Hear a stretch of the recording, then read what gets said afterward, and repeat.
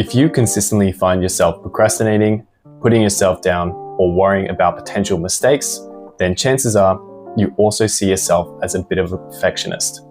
I used to struggle with all of those issues, and I used to let the fear of failure and my lack of self-belief dictate my actions.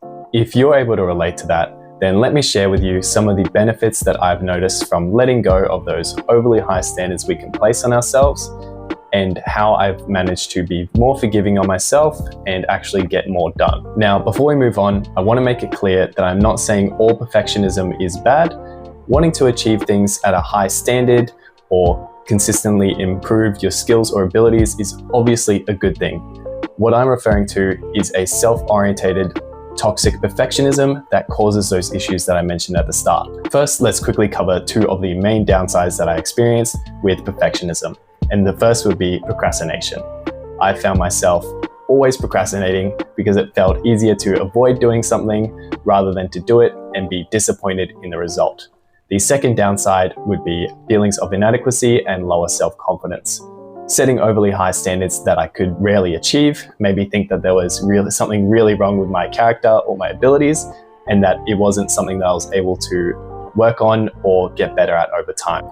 Now let's quickly go over some of the benefits I've noticed from letting go of that perfectionism, and the first would be more action.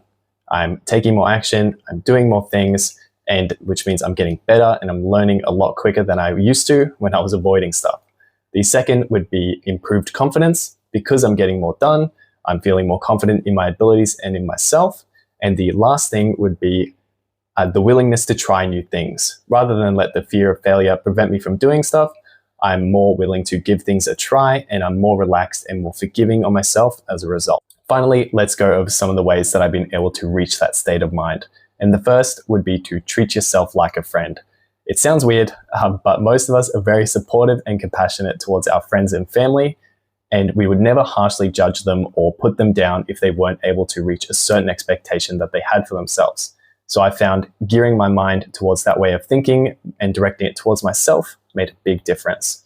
The second would be to focus on the small wins and regularly celebrate them. So I used to always focus on the negatives that happened throughout the day and what I did wrong, but actually thinking about what I did right and even writing them down and focusing on as many wins as possible made a big difference and boosted my confidence and got me looking at the positives of what I had done. The last thing would be to avoid all or nothing thinking, because usually doing something is better than doing nothing.